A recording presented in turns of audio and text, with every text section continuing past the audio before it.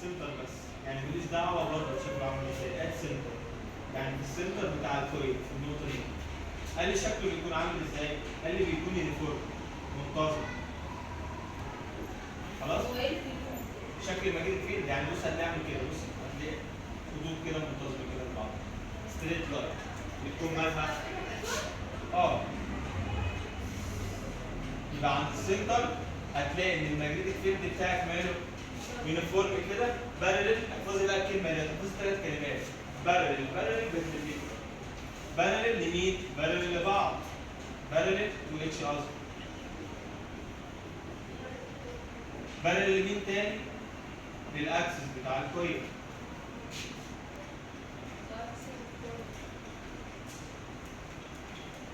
المطلوب الثالث او الجيفن الثالث بيربنديكولار على الكويل زدين. على ايه؟ الكويل زدين هقول لكم هو ايه.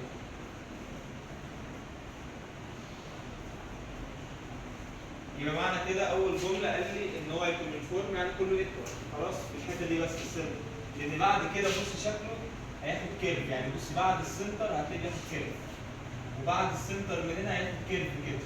كده الكيرف اصلا يعني عكس بعض. ايوه ما هو ده شكله، لكن انا بدرس مين بقى في ثانويه عامه؟ بدرس بس في السنتر بس، عشان كده الحاجات دي هتاخدوها في الجامعه بقى. حاجه اسمها الانتجريشن مالوش دعوه بيها. انتوا بس بتاخدوا الحاجه اليونيفورم اللي هو الحته مين اللي في السنتر بتاع الكويل بالظبط. يبقى في السنتر بتاع الكويل كل الماجنتيك فيلد شبه بعض يونيفورم طقم واحد بارل لبعض. هو فعلا بارل لبعض اهو. فين الاكسس بتاع الكويل اللي بيقسم الكويل نصين؟ شايفين ده؟ ده اسمه الاكسس بتاع الكويل. خلاص؟ والخطوط هنا مش هي برضه في الاتجاه ده الخطوط بتاعتك؟ مش كده هي بارل الاكسس صح؟ يبقى بارل الاكسس بتاع الكويل فهنا معناه بالبنديكولار على مين؟ على البلين بتاع الكويل. يعني لو الكويل بتاعك عامل كده خلاص ده اسمه البلين بتاعه. هما كده فعلا مالهم بالبنديكولار، مش الخطوط عامله كده؟ والبلين هو ده الخط اللي فوق. يبقى كده مالهم بالبنديكولار على مين؟ على البلين بتاع الكويل. يبقى 3 كلمات تحفظيهم: بارلل مين؟ بالبنديكولار. يبقى الخطوط بتاعت الماجنتيك فيلد بارلل مين؟ لبعض. بارلل مين؟ للاكسس بالبنديكولار على مين؟ على كويلز البلين. قولي كده ايه؟ وبارلل تاني. خط الار ماشي. كلهم فيهم ار سبحان الله. ما اعرفش اول مره اخد بالي ان هي اعلانات بجد. ولكن يعني بالظبط تعالوا ناخد الاثنين مع بعض. ده كده مين؟ ده السيركولار كويل. قال ان السيركولار كويل اخر حاجه فيه بقى ان هو بيكون شبه الشورت ماجنت، يعني ماجنت صغير بيسموه كده شورت بار ماجنت. لا دي دايما بيجيبوها في التشوز عشان يلخبطك ما بين الكويل والسولنويد. الكويل بيكون دايره واحده صغيره فبيبقى شورت بار ماجنت، ماجنت صغير. خلاص؟ شبه الماجنت كده اسمه نوكس وساوس كده صغيرين كده، وده الماجنت فيلد بتاعك بيبقى شبه. خلاص هو بيقول لي بيبقى شبه مين؟ الماجنت فيلد بتاع مين؟ الكويل. طب السولنويد بقى بيكون عامل ازاي؟ قال لي بيعمل يعني هو برضه بيكون يونيفورم منتظم. خلاص؟ برضه هيكون بارل ازاي بقى؟ بصي مش هو بيطلع من النص ويروح للساوث؟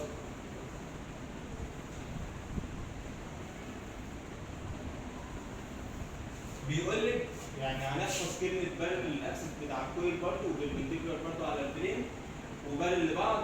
هنزود عليهم كلمه. بص مش هو هنا كده عامل كانه دايره مقفوله؟ صح ولا لا؟ فبيقول لك بيكون لي كلوزد سيركت او كلوزد سيركت، دوائر كده مقفوله او سميها سيركت مقفوله. يعني كان بيعمل لك دايره مقفوله كده. عارفين الدايره المقفوله؟ كانه بيعمل لي مين؟ كلوزد ايه؟ كلوزد باص. من النص للساوث دايره كلها كده مغلقه خلاص كانها سيركل ايه؟ مقفوله بالظبط من اول النص لحد مين؟ الساوث. وهنجيب الدايركشن دلوقتي هنا والدايركشن هنا. يبقى شكل الماجنتيك فيلد بتاع السولنويد هو الكويل بالظبط. هنزود عليه كلمه ان هو ايه؟ اللي هو بيعمل شكل كلوزد كده مقفول.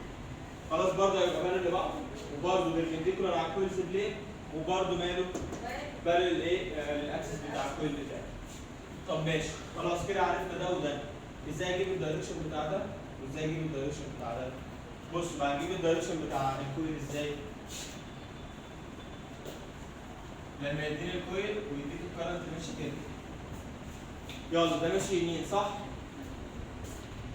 بيديك اليمين برضه هي نفس الحركه بتاعت السلك. ده ماشي يمين صح؟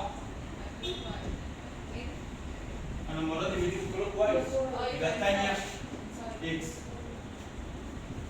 طب لو اديتك اللي هي انتي كلوك يبقى انا هجيب مين الدوت؟ وانت بتعرف منين؟ ايوه ازاي نفرق بقى بينها وبين السلك صح؟ انا عاوز اعرف الفرق بينها وبين السلك. بص في السلك هيديك العكس. في السلك ما بيديكيش دايره، بيديك دايره كده صغننه وجنبها اكس. خلاص؟ ودايره صغيره هنا وجنبها دوت، بيكتب لك هنا اي وبيكتب لك هنا اي، ده الفرق ما بينهم. يعني في السلك بيكتب اي جنبها. في السلك. في الدايره بيديك الكرنت دايره كبيره والكرنت من بره، ليه ما ماشي كلوك؟ ليه ما يمشي ازاي؟ امشي كلوك، فانت هتعرف ان ده سيركولار كويل وده مين؟ ده الستريت واير. طب حد ياخد باله من الفرق ما بينهم؟ يعني بص في الستريت واير لما كنت بعمل دايره كده اهو، الصباع ده كان بيشاور على مين؟ على اكس صح؟ على الكرنت يعني، وبقيت الصوابع بتشاور على مين؟ على الماجنتيك فيلد صح؟ اللي هي كلوك واير. يعني الصم في الستريت واير بيشاور دايما على الكرنت صح؟ وبقيه الصوابع بيشاور على مين؟ على الماجنتيك فيلد صح؟ يبقى نكتب كده المعلومه دي اهو في الستريت واير عشان دايما بيجي تشوز دي لخبطه. الصم بيشاور على مين؟ على الباور. طب ماشي في الكويل بقى، تعالى ناخد بالك في الكويل. هو مين اللي كان بيشاور على الكرنت؟ مش بقيه صوابعي؟ والماجنتيك فيلد اللي هو الاكس ده بيشاور مين عليه؟ الصم، يعني بدل. يعني حصل تبديل هنا، يبقى في امبير بتاعت السلك كان ايدي دي صباعي ده بيشاور على مين؟ على الكرنت. خلاص، وبقيت صوابعي بيشاور على الماجنتيك فيلد. خلاص؟ في الكويل العكس، الكرنت بقى الاربعه دول والماجنتيك فيلد بقى ده. خلي بالكم عشان لو كنت تشوز هقولها كل شويه عادي كذا مره. هنا في الكويل صباعك ده كان الاول كرنت زمان، دلوقتي بقى مين؟ بقى ماجنتيك فيلد. خلاص؟ يعني دي ده الكرنت اهو وده مين؟ ده الماجنتيك فيلد. ده الكرنت اهو وصباعي ده الماجنتيك ايه؟ الماجنتيك فيلد. يبقى دايما هنا في السيركولار كويل العكس. السيركولار كويل بتلاقي ان الصم بيشاور على الماجنتيك فيلد. عشان لو جابلك تشوز ما تلخبطيش. اصل هو السؤال هيجيلك ازاي؟ يعني انا في الستريت واير لما بعمل اكس ده دايما كان الصم ده كان الكرنت على طول. وبقيت صوابعي دي ماجنتيك فيلد على طول. في الكويل اعكسي. صوابعك دي بقت الكرنت ودوت هو بقى الماجنتيك فيلد. خلاص؟ خمسه ده واجب امتحان؟ نكمل بقى السؤال ده. هيديكي مثلا تشوز سؤال يجاوب بقى.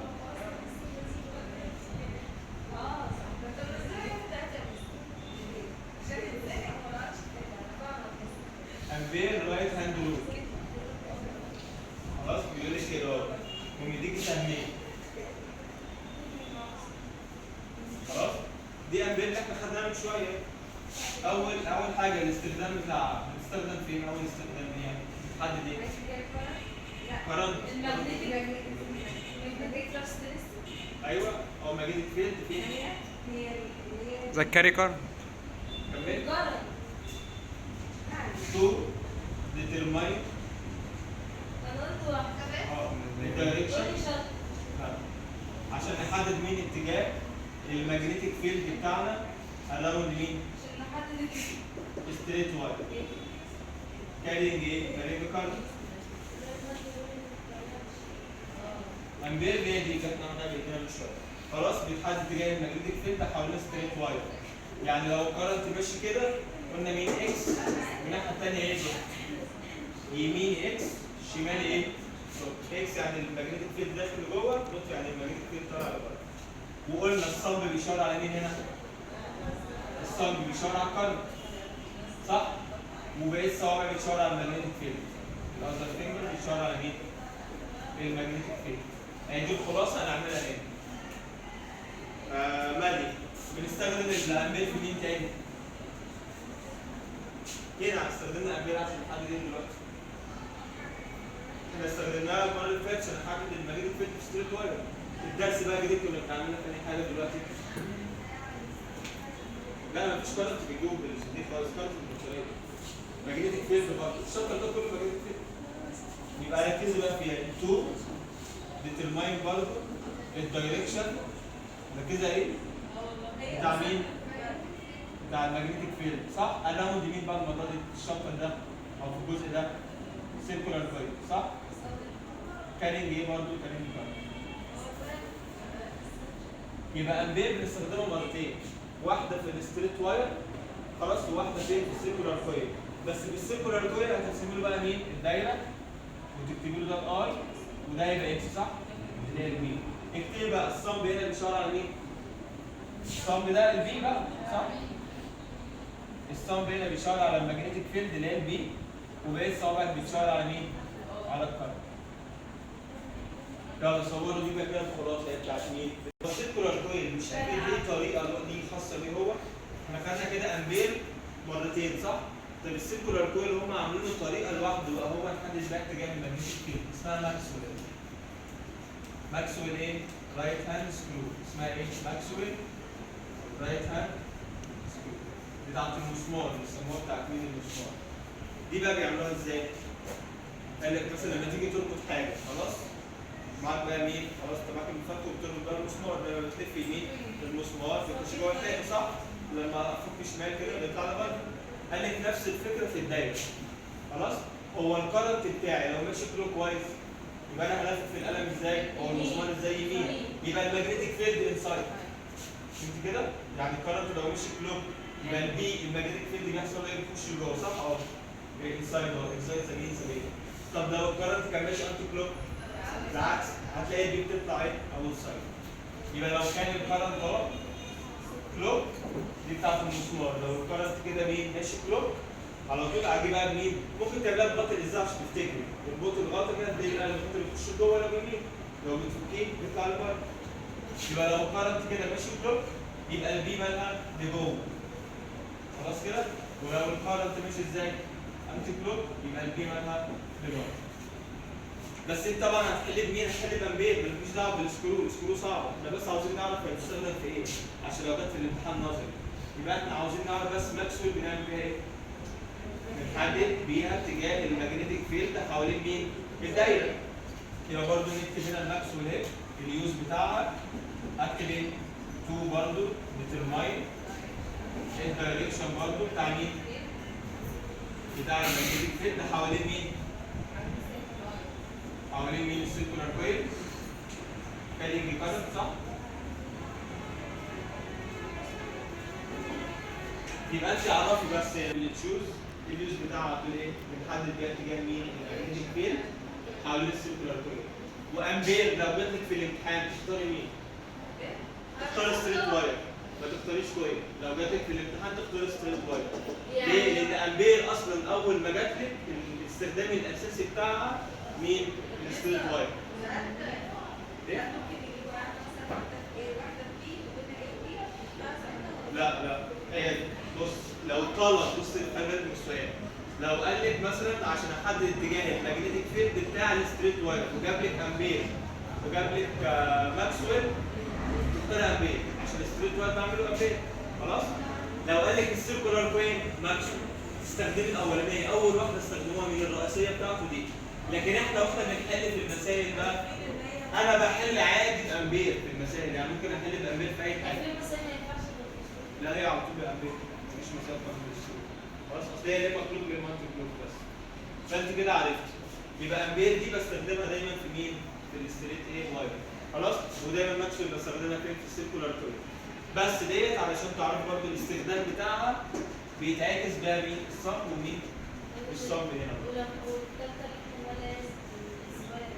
سولويد لسه هنقول.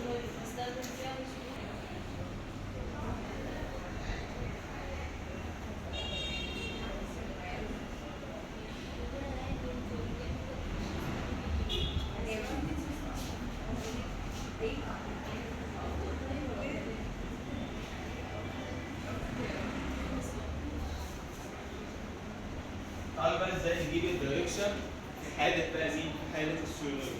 ركزوا بقى فيها بالراحة. ايه؟ يلا ركزوا. أول حاجة الكرنت بيطلع من ايه؟ من البوزيتيف صح؟ ركزوا. بتعمل ايه؟ بتعمل شيل البوزيتيف. يلا الكرنت طلع من البوزيتيف اهو صح؟ هيطلع كده. هيكمل ايه؟ واخدين بالكم الكرنت طلع عادي وكمل برضه. يبقى الكرنت هيكمل كده على طول وينزل من الناحيه دي. طب بص هنا بقى الكرنت هيكمل ازاي؟ الكرنت يطلع من البوزيتيف صح؟ بص الحته دي كانه جاي من ورا صح؟ لف من ورا كده صح؟ كانه معكوس عشان الحته دي مش متوصله كلها، بس الحته دي بص كلها متوصله زي خط واحد. فتعكس بقى من هنا، فالكرنت كانه لافف من ورا كده عادي. ده كده اتجاه الكرنت اللي احنا جبناه هنا وهنا.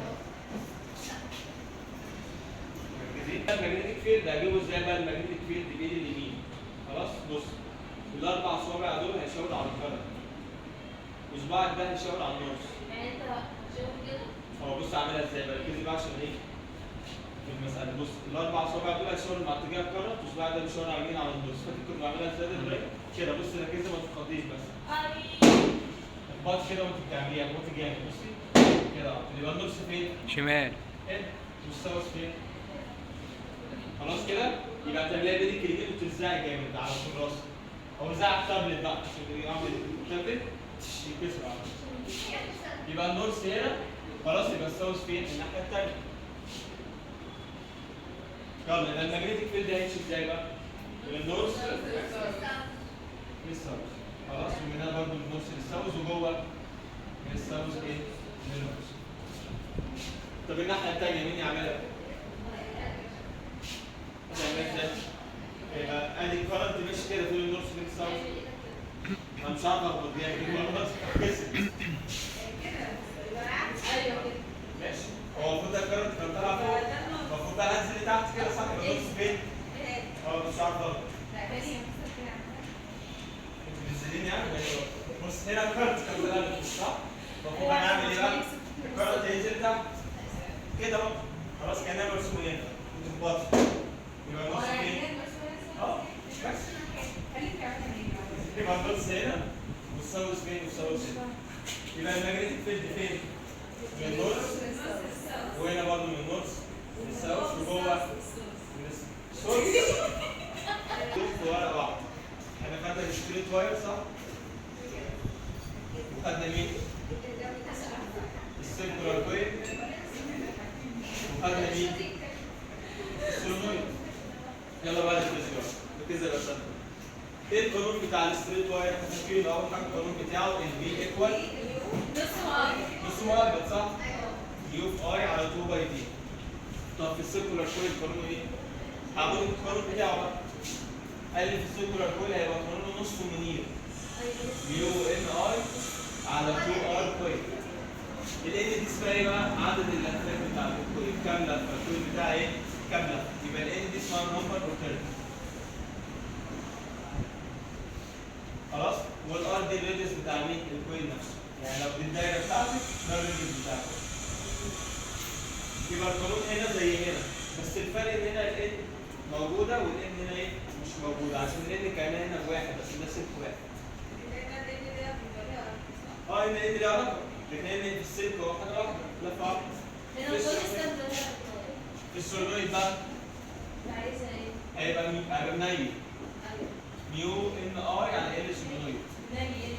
منيل. واحده نص منير واحده مين منيل. بص دي كانها نص، هي نص كانها 1 على 2 يعني كده في 1 هنا نص منير. ودي مالها منيل. دي بقى ايه؟ منيل. ودي مالها نص منير. نص مؤبد نص منير. دي مالها منيل. خلاص. وبرده الان هنا نمبر اوف تيرنز. خلي بالكم بقى ساعات في الكتاب في المسائل بيقول لك ان على ان، يعني بياخد الان على ان كانها حاجه واحده. بيسميها ايه في السؤال؟ بيقول لك دي اسمها النمبر اوف تيرنز بير يونت لينس. يعني كانه عمل الان ديفايد بالال كلها على بعضها. الان على ال دي كلها حاجه واحده بيسموها ايه؟ النمبر اوف تيرنز بير يونت لينس. خلاص؟ دي بيسموها مين بقى؟ بيسموها الان الصغيره. بيسموها مين؟ الان ايه؟ الصغيره. يبقى الان الكبيره دي عدد اللفات كلها اللي هي النمبر اوف تيرنز كلها. طب الان الصغيره الان الكبيره على الان كلها. لما تعمل الان ديفايد بالان يسموها ان صغيره. مالكيش دعوه بدول. الان الصغيره دي النمبر اوف تيرنز كلها تقسمها على الان. خلاص؟ يعني اديك دي على دي. دي لوحدها اسمها ان. ده لوحده اسمه لينس، الاثنين على بعض اسمهم ايه؟ نمبر اوف تيرنز ديفايدد او بين. عشان يديني لفه واحده يعني. هيديك الرقم بتاعك بقى بعدها. هيقول لك مثلا ايه؟ انا عامل 100 لفه في السنتي. ساعة 200 لفه في متر، هيقول لك كده اهو. بص القانون هيتغير بقى. هيبقى ميو ان على ال دي هيسموها ان الصغيره والميه هتنزل زي ما هي. خلاص؟ فيبقى القانون اسمه موني. خلاص؟ ميو ان اي عشان ما تنساش. دول كده الثلاث يعني قوانين. الصغيرة دي لو مسكنا الاستريت واي ميو في اي على 2 باي دي هيلعب فيه في المسائل بقى، تعالى نشوف هيلعب فين. ده القانون نفسه هيلعب على الاي دي. هيربط لك في المسألة ما بين شابتر 1 وشابتر 2. خلاص؟ هجيب الاي ازاي من شابتر 1 لو فاكرين؟ الاي توتال كانت بتتجاب في دي على الار ايكويفالنت بلس الار الصغيرة. يبقى دي لو جاب لي مسألة فيها بطارية مثلا وبليك ريزيستنس وقال لك احسبي لي جي. تروح تجيب الاي من شابتر 1 بعد كده تعوضي بيه هنا في المسألة. دي أول تريكة. طب ازاي برضه هيلعب على الاي برضه تاني؟ الاي بتيجي عن طريق كيو على التي. برضه هيلعب فيها. خلاص؟ او ان في اي على التي. طب ازاي هيلعب في الريزيستنس بقى في الار دي نفسها؟ الار ليها قانون واحد اللي هو لو في ان اوفر الاي. يبقى انا كده يبقى انا خدت كده الافكار اللي هو ممكن يجيبها لي هنا من شابتر 2 مع شابتر 1. طب الديستنس هيلعب فيها ازاي بقى؟ هو الديستنس دي اصعب حاجه اصلا في الشابتر ده. هتلاقي في مساله في المعاصر جايب لك سلك. انا بجد عشان تبان كان جايب سلك. ممكن يكتب لي السلك سلك مايل، بيديني سلك مايل كده. خلاص؟ ومديني مين؟ بوينت هنا اسمها اكس. هتقف في اللي تشوز. والمسافه دي هتقع 10 سم.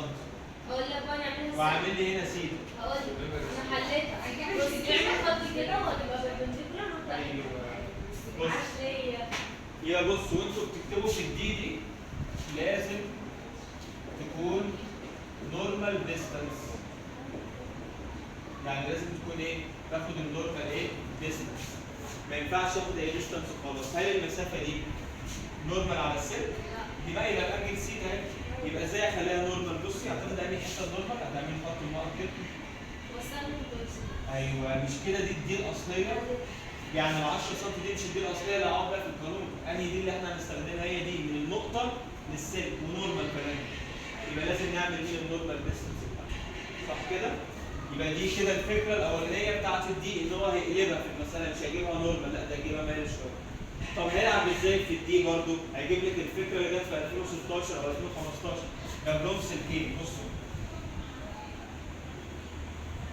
وجاب سلك جاب لهم على شكل سلندر كده عشان نرسم عليه. خلاص وقال لهم السلك دوت ماشي فيه كارنت اهو. بس في واحد اكبر من واحد. لا عادي دي مساله ودي مساله ثانيه اصلا. ودي مش فيها كارنت يعني. خلاص؟ الفكره في ايه بقى؟ ان هو هيدوم جيفن في مساله ناقص. يعني هيدوم جيفن زياده مش هنستخدمه اصلا وفي مساله جيفن ده هنستخدمه. قال لهم ايه؟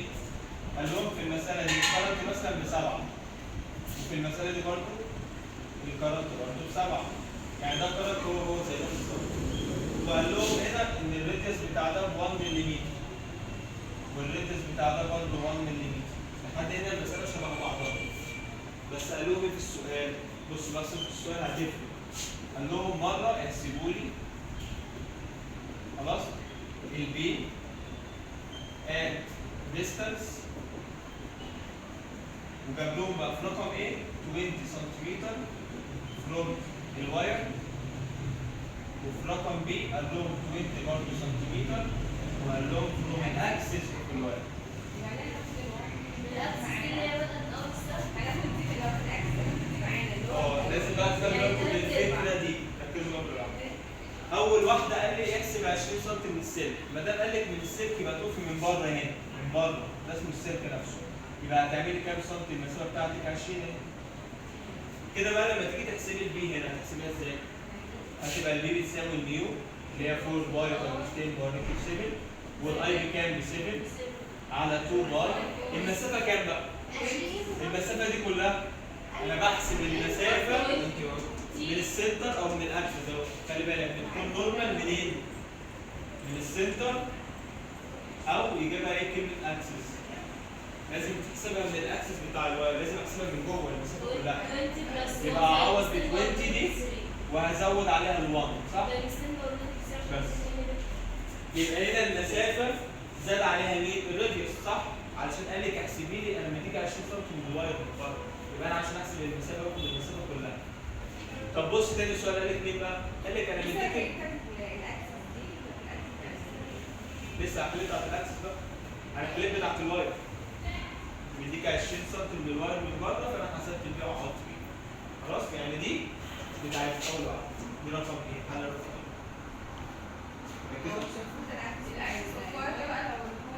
التاني بقى بص بقى في رقم 2 بقى هعمل ايه؟ قال لك 20 سم كلها من الاكسس بتاع الواير صح؟ يعني المسافه كلها دي ب 20. هل محتاج بقى ازود الراديوس تاني؟ ما هو مديني المسافه كلها اصلا، وقال لك المسافه من الاكسس كلها على بعضها. يبقى لما تيجي تعوضي هتعوضي للبي عادي 4 باي تايمز 10 باور نيجاتيف 7 في الاي اللي هي ب 7 على كام؟ على 2 باي، بس المسافه كلها كام بقى هنا جاهزه؟ ب 20. انا مش فاهمه. هو جبت 20 من النص. 20 هو مديها. بص لو قال لي في السؤال انا هديك المسافه كلها من الاكسس بتاع الواير وده زي ما هي وعوضي بيه. خلاص؟ لكن لو قال لك المسافه من السلك مش من الاكسس بتاع الواير هتزود عليها مين؟ الراديوس. خلاص؟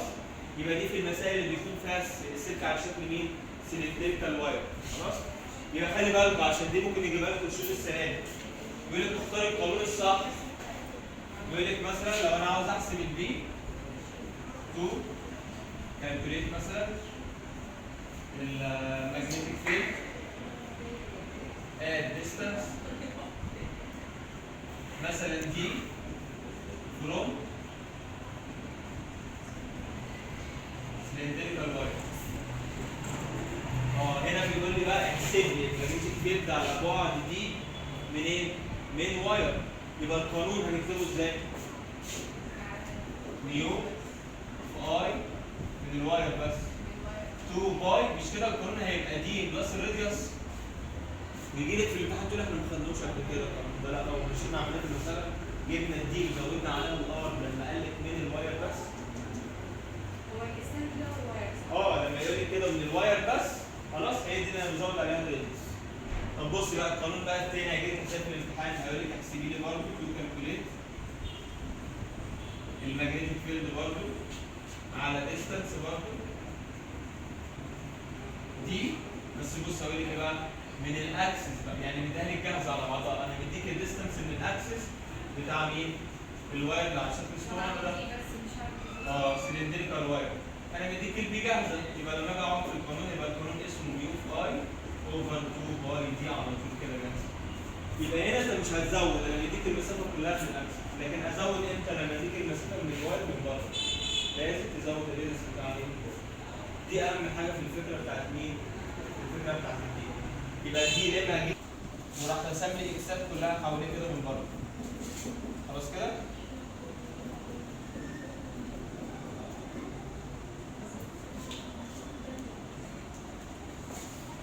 جاب لي سلك هنا مش فاكرين الحته دي ولا لا؟ بنكتب بي وجه سالك في الامتحان دي البوينت مثلا A ودي البوينت B ودي البوينت D ودي البوينت C. جه سالك كريم بقى مين اقوى ماجنتيك فيلد؟ مين اقوى ماجنتيك فيلد؟ A ولا B ولا C ولا D؟ لا خلي انت تاخد فرصتك بقى غير بقى دي. بقيت بسنت حاولت حاولت البسنت اللي انت ماشي جاوب. مش عارفين يلا. انا واحد اللي هم طب ما الاثنين قريبين. يا مستر هنحط اكس ودول ايوه نسيت اكس وزد. تحت اكس ودول مش المفروض اول حاجه اعمل يمين اكس شمال زد صح؟ يبقى اعمل هنا اول حاجه زي ما قالت ساره يمين ايه؟ كملي انت بقى. يمين اكس شمال ايه؟ اكس واكس يبقوا ايه؟ بلس ولا ماينس؟ زي بعض. يبقى دي طب اكس وزد هنا يبقوا ايه؟ يبقى انا هدور فين المنطقه الكبيره فوق ولا تحت؟ تحت عشان دي بلس. هعرف حاجه مين؟ يبقى مين المنطقه القويه؟ هتبقى دي. دول دي؟ قلت اللي قريبه من اي والله. طب ما ايه ودي قريبين؟ ناخد بقى قدرات نور يعني. خلاص انت جمعتي كل اللي هو في نور اهو دي بقى. بيقول لك احسبي لي البي توتال هنا تبقى بلس ولا ماينس النص. ليه؟ اشمعنى؟ خليها تقول ليه؟ لا خليها تقول ليه؟ كده غلط صح؟ ومتستوي الصراحة اصل انا ما فيش القلم المرة اللي فاتت. كملي يلا. ليه بقى هنا؟ لا معلش هو ده كرنت ده الكترون بي. بتعرفي ازاي لما انت مش هتعرفي حاجه تعمل اكس ودوت عشان تعرفي بلس ولا ماينس؟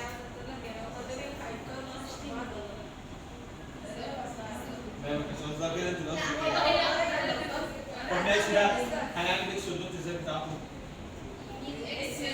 ماشي هو ده يجيب اكس ده اسمه دوت. طب ده تعمل ازاي؟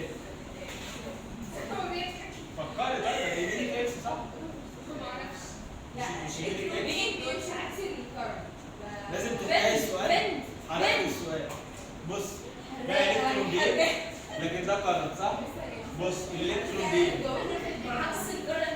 في شابتر 1. طب خليهاش تفهم شابتر 1 مش احنا خدنا عندنا نوعين من الكارنت في اللي هو الكونفنشنال اللي هو بيمشي من البوزيتيف للنيجاتيف. ده اول حاجه في الشابتر. في عندك حاجه اسمها ايه؟ كونفنشنال كارنت بتمشي منين لفين؟ من البوزيتيف لمين؟ للنيجاتيف. خلاص دي اول واحده. طب الالكترون بي بيمشي منين لفين؟ من النيجاتيف لمين؟ للبوزيتيف. ما دام الاثنين مختلفين عن بعض تاني. بص لو دي السكت بتاعتك شابتر 1 اللي قاعد بالذاكره لورا. في عندي كارنت اسمه كونفنشنال ده اللي بنشتغل عليه في المسائل. بيمشي من اللي فين؟ بيمشي من البوزيتيف ده ويروح لمين؟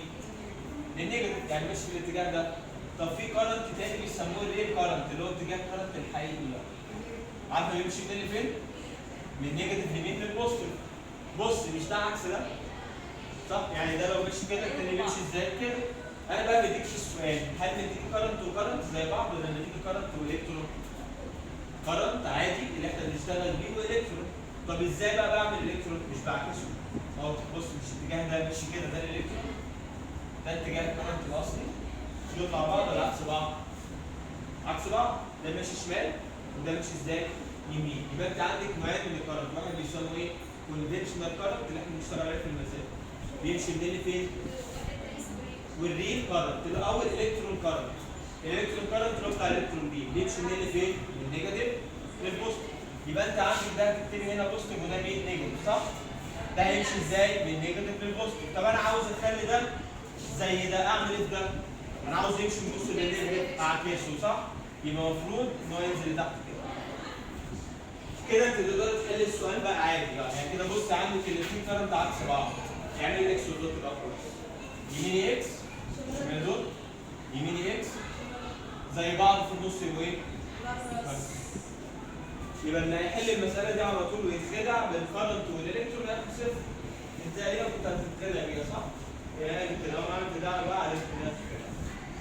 خلاص كده هتعمل في النص ماينس على طول وتنسى القلم اللي اتحدف لك.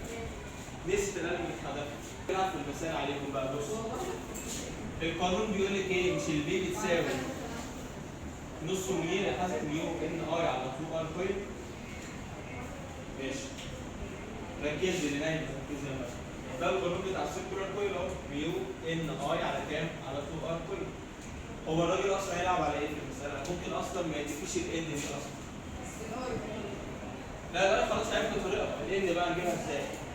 الان قال لي ليها قانون بنستخدمه بيه اللي هو جه في الامتحان اللي هو بتاع النهارده اللي انتوا خدتوه. خلاص؟ اللي انا اصلا هلغيه. السؤال كان في سؤال على المساله دي. كان سؤال طويل في الامتحان كده بيديكي مسطره ومش عارفه حاجات كده ويقول لك ايوه انا لسه هو هيتحل ده بقى. ده انا ابدع. هيتحل ده. هو لسه ده شابتر 2 هو محطوط زياده. بس انا عارفه انا عملت ازاي؟ الدرس كويس كده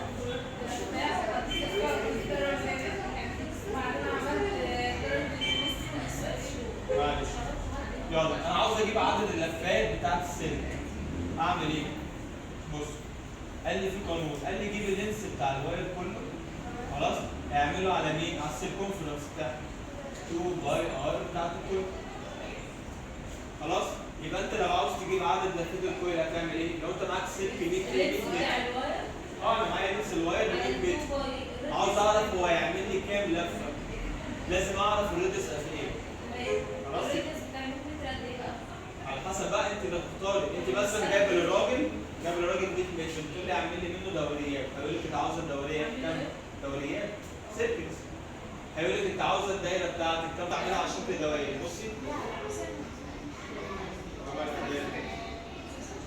السلك ده كله عاوز اعمله في دايره، مش انا ممكن اعمله على شكل دايره واحده؟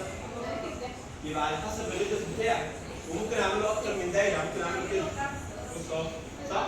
يبقى على حسب الريدس ولا لا؟ يبقى على حسب الريدس بتاعي اقدر اعمل الدوريات. كل ما الريدس يصغر مش النمبر الترنس بتزيد، هو زاد هي، لكن لما كان الريدس كبير بص لما كان الريدس كبيره كانت دايره واحده، هي دي مثلا دي دايره كانها دايره واحده، لكن لما كان الريدس صغير مش بقى كذا دايره ازاي؟ لا بوريها الريدس صغير اللي عدد اللفات زاد، يعني العلاقه بين الان والار انفرس ولا دايركت؟ انفرس صح؟ يبقى انت بقى لو عاوزه تجيبي عدد اللفات دي لازم يكون معاكي طول السلك ده كله، وانت عاوزه تعملي الريدس بكام؟ علشان تقدري تجيبي مين بقى الان؟ يبقى الان بيساوي كام؟ لينس الواير على كام؟ على 2 باي ار ايه؟ كويل 2 باي ار كويل. يبقى دي اول تريكه ممكن الراجل يجيبها لي في المسائل، ان هو اصلا مش هيديني عدد اللفات بس هيديكي طول السلك ومين والريدس بتاعه. ماشي ادي دي كده ايه؟ تريك. في تريكه ثانيه بتيجي ان هو ممكن يديني الدايره مثلا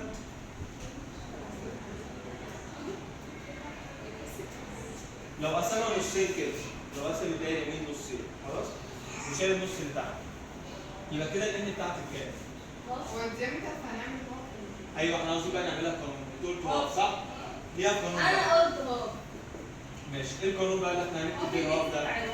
بص لا هي ان الهاف بنص على طول، لان كده بالنص دايره صح؟ مش بالنص.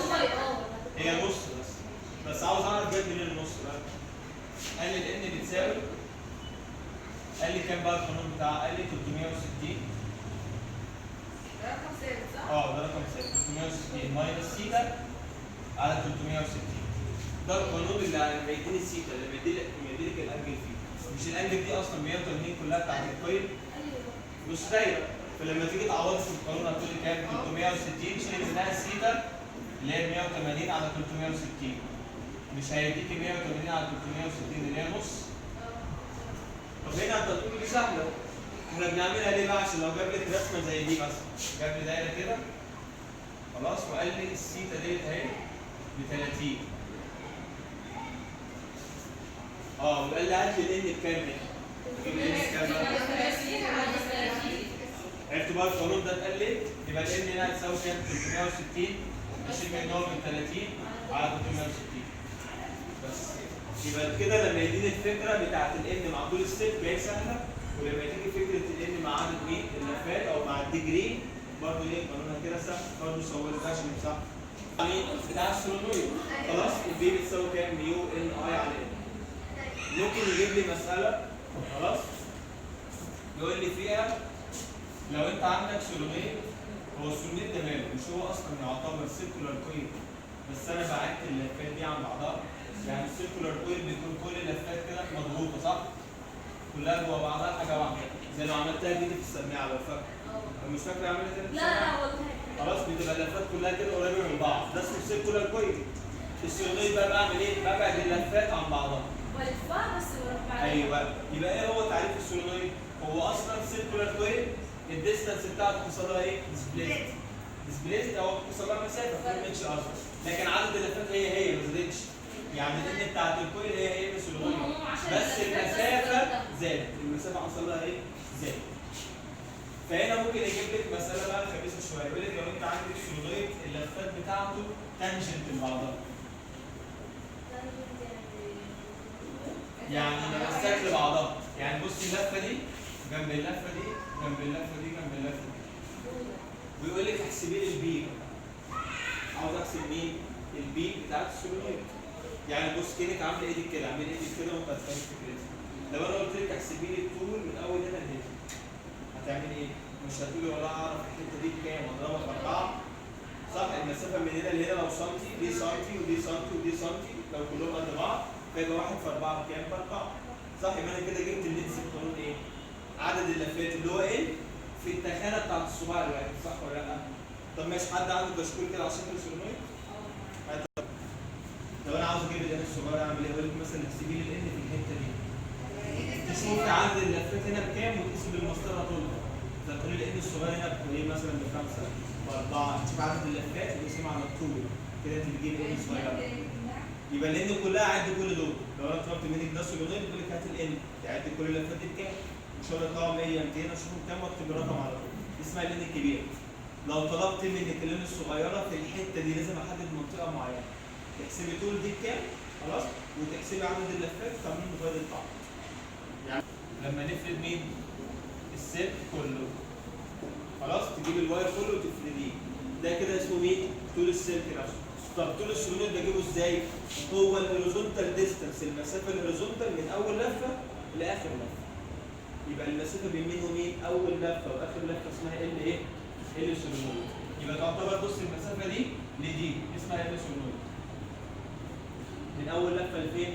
لاخر لفه. شوف اول لفه فين اهي، شوف اخر لفه فين اهي، احسب المسطره طول ده قد ايه. طبعا هو في المساله هيديك الطول. خلاص؟ يبقى معنى كده في فرق ما بين ال سولونويد ومين؟ والال كلها. دايما اكيد طول السلك اكيد اكبر بكتير قوي من طول السولونويد، صح ولا لا؟ انك لو فردت ديت تبقى مالها هتبقى طويله قوي، صح؟ لكن طول السولونويد بيبقى ماله صغير، يبقى دايما طول السلك اكبر من طول مين؟ السولونويد. دي قاعده دايما ايه ثابته، طول الصغير اكبر من مين؟ من طول السولونويد. يبقى عرفنا الفرق بين الان الكبيره والان الصغيره. الان الكبيره هجيب ده كله. الان الصغيره هحدد لك ايه؟ ديستانس معين تشتغل عليه. طول السلك كله اجيب السلك وافرده. طول السولونويد بجيب من اللي فين؟ من اول لفه لاخر لفه، دي اسمها طول مين؟ طول السولونويد بتاعك. خلاص كده؟ كده احنا عرفنا الاسامي. طب لما نيجي بقى نمسك المساله اللي قلنا عليها وقلت لك انا هقرب اللفات دي من بعضها. خلاص؟ هاخد مثلا اثنين مثلا من دول اقربهم من بعضها. هاخد مثلا هنا مش كل ده. لو انا قربت لما يكون عندك دايره كامله فين الريدس بتاعها؟ يبقى الدايره نفسها الريدس بتاعها اهو. لكن لما يكونوا تانجنت لبعض انت بتستخدم السلك نفسه، الحديد نفسه اللي بتصنع منه السلك. خلاص؟ طب اجيبها ازاي؟ مش انت قلت القانون اهو البي بتساوي منيل ميو ان اي على ان. انت قلت طول السلك بنجيبه ازاي؟ مش قلت لي عدد اللفات في التخانه بتاعت الصباع الواحد؟ يعني قلتوا ان ال دي بتساوي عدد اللفات اللي هي ان. طب التخانه بتاعت الصباع الواحد اسمها 2 ار، صح؟ عوضي كده بقى في القانون هنا لو نعوض بيها يبقى البي اهي الاصليه بتساوي ادي الميو وادي الان وادي الار.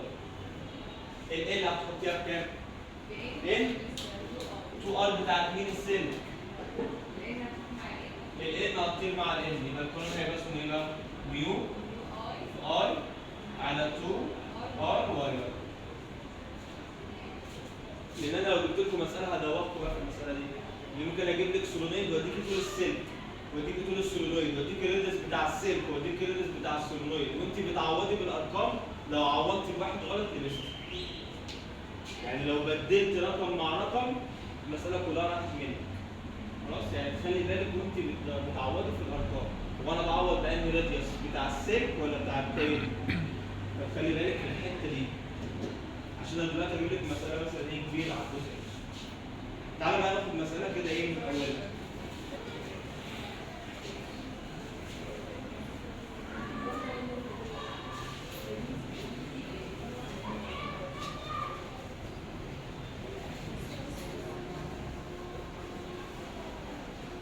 بصوا بقى يلا اسمها نور.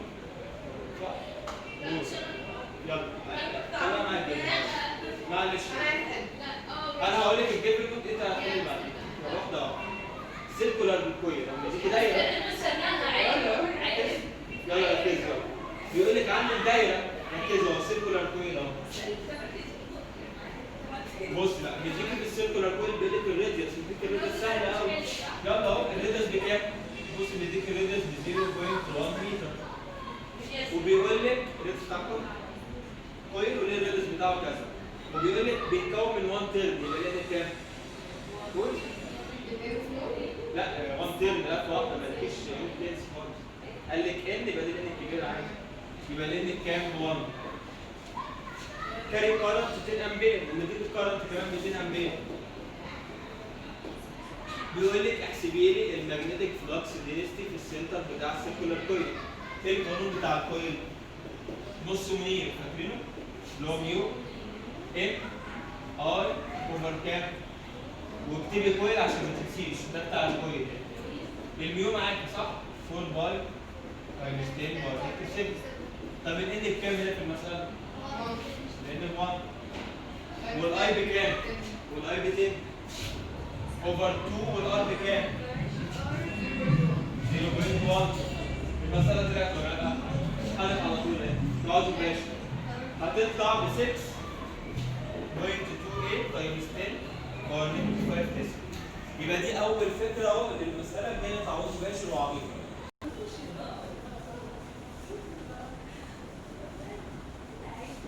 بيقول لك لو أنت عندك سيركولار كويل عدد لفاته 200 يعني الإن بكام؟ 200.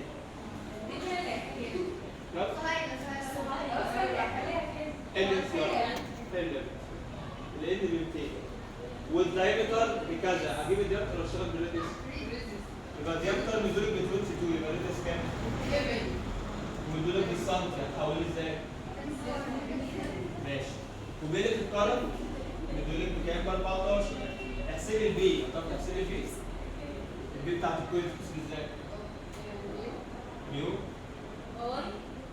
قانون بيقول كام؟ بصوا منير ده دايره. ميو ان اي اوفر 2 احفظي نص منير. لو انت حفظت نص منير هتعرف تعوض. ميو ان اي اوفر كام؟ 2 ار. طب ما الميو معايا والان معايا والاي معايا والار معايا كده المساله عبيطه كده. عاوز اجيب البي هتعوضي وتحسبي البي. لا مديك الكرم ب 0.1 وبيقول لك ماشي سيركولار كويل ومديك الدايمتر. هتجيب مين؟ الريديوس. الديامتر مديك ب 12.56 يبقى الريديوس بكام؟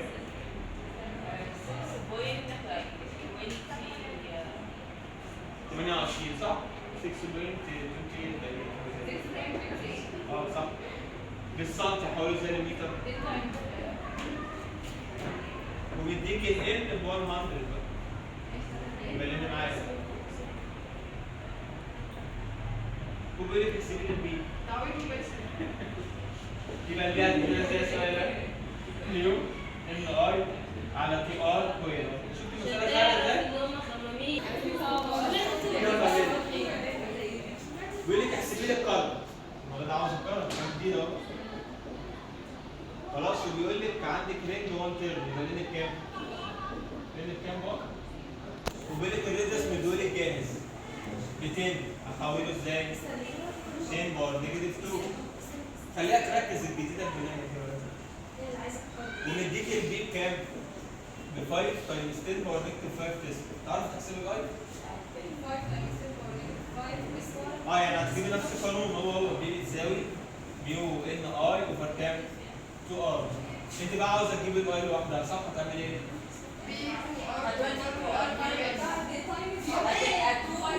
تعمل كروس مالتيبيكيشن صح؟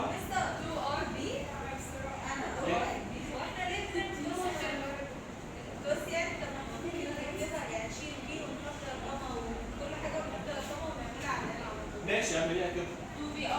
انا ممكن لو عاوز اعملها بالرموز على طول عشان افهمهم يعني. انا بحب اجيب الاي يبقى البي في 2 ار اوفر كام بقى؟ الميو في ان بس طلعت على طول. انا عاوزه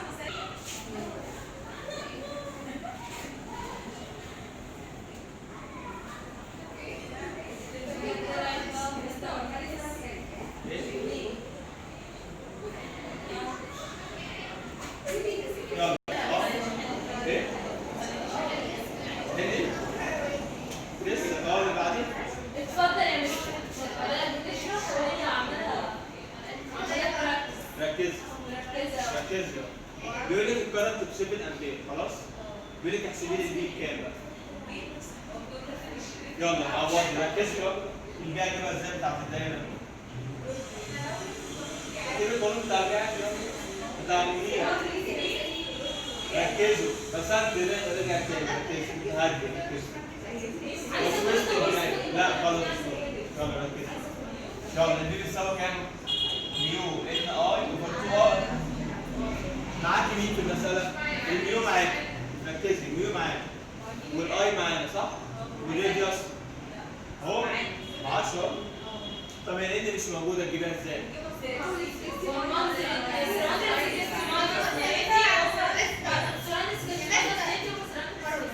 ماشي.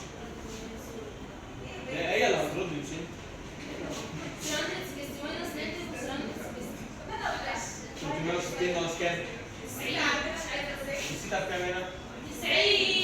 على كام؟ بس فيطلع لك ان الان بكام؟ ب 3/4 وتعوضي بيها ويطلع لك البي على طول بقى. يلا اجيب ازاي اتجاه الماجنتيك فيلد بقى؟ خليها تركز. بس انت اسكتي. عاوز اجيب اتجاه الماجنتيك فيلد. اتجاه الماجنتيك فيلد البي اتجاهها فين هنا؟ هي دي زاوية ودي نص. لا مش دي. اعملها باليمين ماشي اعملي دي. كده. لا مش دي، ده كويل مش سولونويد. اه اللي بتاعت الصف. ايوه. يبقى كويس. ما هو الكرنت ده بيقول لك هيمشي كده صح؟ يبقى البي اتجاهها ازاي؟ العكس. اسمها ايه؟ لا اسمها ايه؟ انسايد. اهو مش هو ماشي بلوك؟ كرنت بلوك يبقى البي مالها؟ انسايد يبقى البي في اتجاه ايه؟ فوق.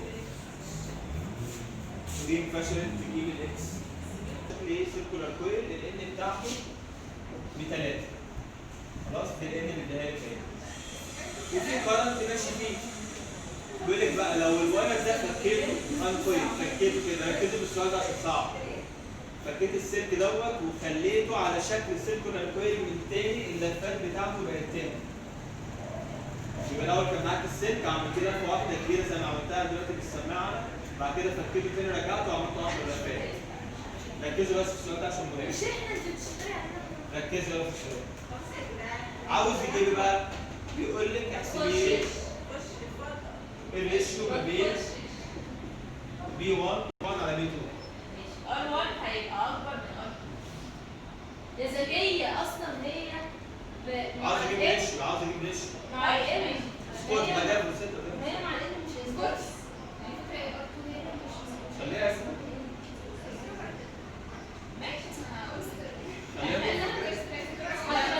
ما خلاص يعني الفرق بيبقى اكبر الارض بتبقى اصغر. ماشي صح. يعني الان انفرس مع الار اصلا صح؟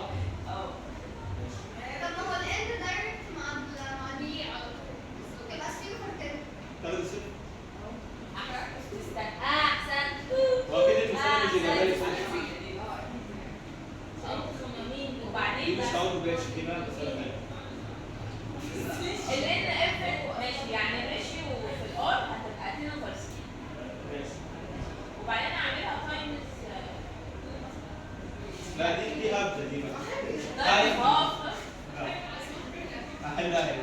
بص انا عاوز اجيب B1 اوفر B2 صح؟ اعملي ريشيو زي شابتر 1 هتبقى كام؟ N1 اوفر N2 خلاص و I1 اوفر I2 والار انفرس صح؟ يبقى R2 اوفر R1 كده احنا عملناها زي شابتر 1 اهو. يلا بقى تعرف تحلها.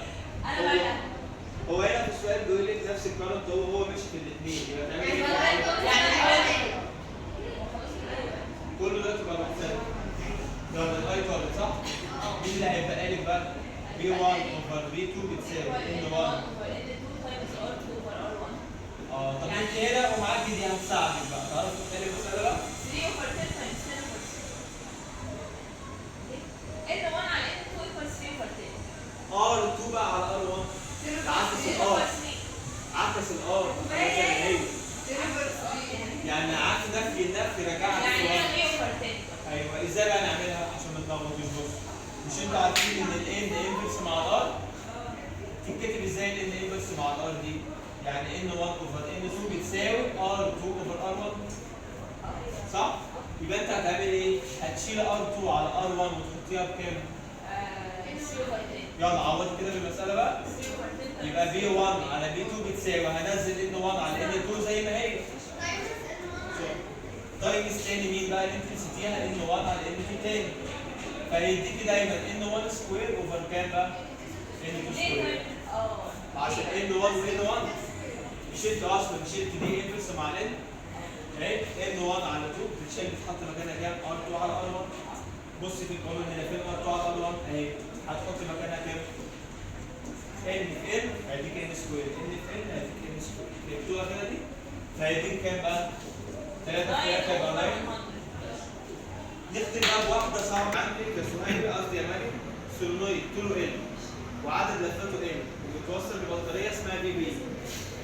يبقى معاك سولنويد اهو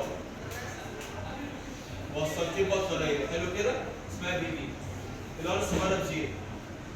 شابتر 4 مع شابتر 2. ايه؟ كارنت يمشي عادي اه. يعني كارنت يمشي كده اهو. ودي هتتبطي كده يبقى ده الايه؟ ده الاس. مش دي المشكله مش بيسال على دي دلوقتي. بيقول لك ايه اللي هيحصل بقى؟ جاوب اول سؤال.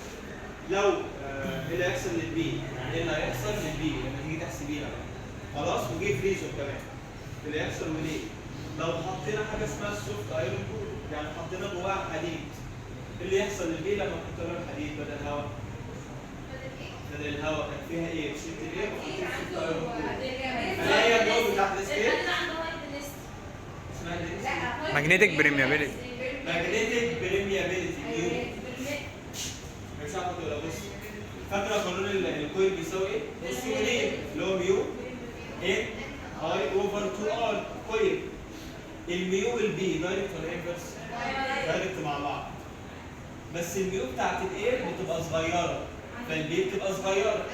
بس البي بتاعت السوفت ايرون وافتكروا الاسم ده اللي موجود معاكم في شابتر 3 كله.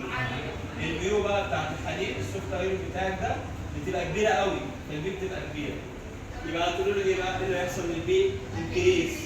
السبب ايه؟ هقول له علشان السوفت ايرون هاز هاي ماجنتيك بريميابيلتي. عنده هاي ماجنتيك ايه؟ بريميابيلتي. بيعمل ايه؟ بيعمل كونسنتريشن للماجنتيك فلكس لاين يعني بيجمع لك الخطوط ويركزها زي الليزر كده. لما شعاع الليزر بيعمل ايه؟ مش بيبقى قوي عشان عامل بيجمع الضوء في حته واحده لكن الضوء العادي بيبقى ضعيف بيشتت ايه؟ في الضوء. يبقى السوفت ايرون ده عامل زي الليزر بيقوي الايه؟ اللاينز بتاعتك دي بيقوي.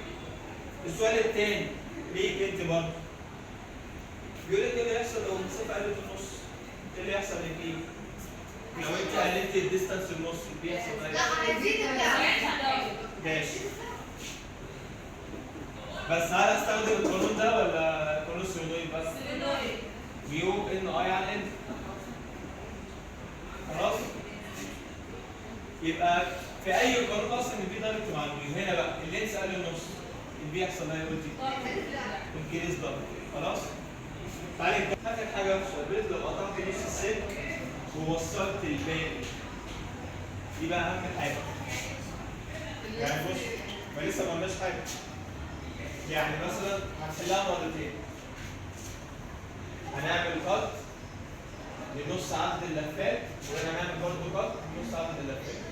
يعني هي دي لو كانت كده هيبقى نصها وهنوصل الباقي بقى كونكت باي. مره هنوصلها بنفس البطاريه ومره هنوصلها بنفس الكهرباء. خلي بالك بقى فرق بين السؤالين سيم باتري غير سيم كهرباء. هحلها ازاي انا بقى؟ ايه؟ هو جايب لي في السؤال سيم باتري انا هزود عليها سيم كارد يعني دي اللي عاوزها في السؤال.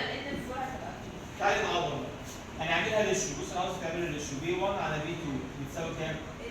ان 1 على ان 2 اي 1 ال 2 عشان ده سولينويد. حلو. هو مش قال لك انا هقطع النص يبقى ان 2 بنص الباقي يعني ان 2 هتساوي نص ان 1 عشان هو وصل نصها. طب ماشي وال 2 برضه بنصها عشان هو قطع النص يعني برضه بنص كده. كملي بقى انت يا بعض. ان 1 نزلها زي ما هي. ان 2 كام؟ نص ان 1. حلو ادي نص ان 1 اهي. بعد كده اي 1 واي 2 لسه لا ما قالكيش الكارنت هو ده ليك نفس البطاريه ما قالكيش نفس الكارنت. بعد ما نزل ال 2 زي ما هي. ال 2 بكام؟ لا ال 2 اهي. بنص ال 1. بنص ال 1 وال 1 زي ما هي. طيب مين على ايه بقى؟ مع ان 1 وطير ال 1 مع ال 1. وطير النص مع النص كله طالع. النص طار مع النص والان طارت مع الان والان طار مع الان المساله كلها طارت. مين اللي اتبقى بقى؟ الاي 1 والاي 2. حد بقى يجيبها لي شاطر من شابتر 1 ايه العلاقه بين الاي والار؟ بس انت جاوب صح ممكن تقول الاي والار دايركت. في دي السؤال الاي والار يبصوا مع بعض. خلاص الاي دايما انفرس مع مين؟ مع الار صح؟ طب تكتبها ازاي بقى؟ بس انت بين الخبره بقى تعملها ار 1 على ار 2 ولا ار 2 على ار 1؟ صح عشان هما انفرس. اخر حته بقى في السؤال عشان انتوا تعبتوا. وايه العلاقه بين الار واللينس؟ اول قانون خالص دايركت صح؟ الار رو في ال يعني دايركت الار والال دايركت. يعني مكان ار 2 هكتب ال ايه؟ 2 وار 1 هكتب ال ايه؟ بتعوضي بقى كده ال 2 كام؟ هاف ال 1 صح؟ وال 1 ازازه ايه؟ تطلع الريشيو بكام بقى؟